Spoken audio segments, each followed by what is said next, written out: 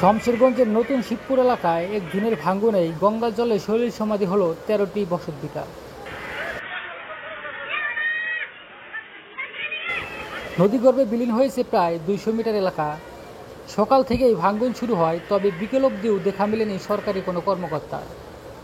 প্রতি বছর এভাবে গঙ্গা নদীর ভয়াবহ ভাঙ্গনের কবলে পড়ে নিঃস্ব হয়েছে হাজারো পরিবার। ভাঙ্গন কবলিতদের অভিযোগ, বাঁধের কাজ সরকার সঠিকভাবে না করার কারণে এই ভয়াবহতা।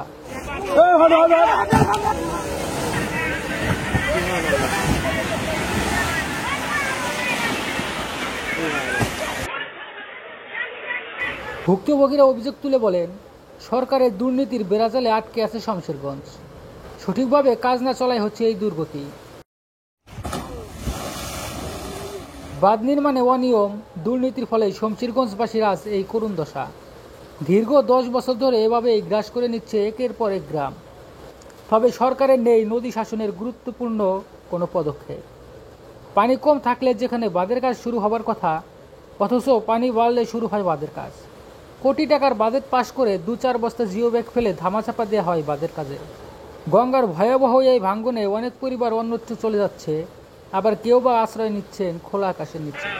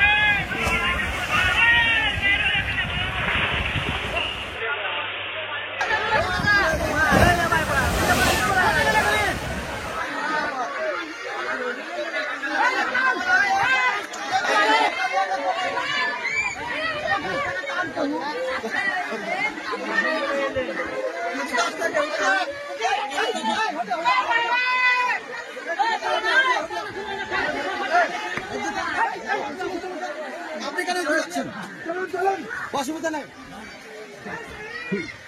সরিয়াও সরিয়াও সরিয়াও।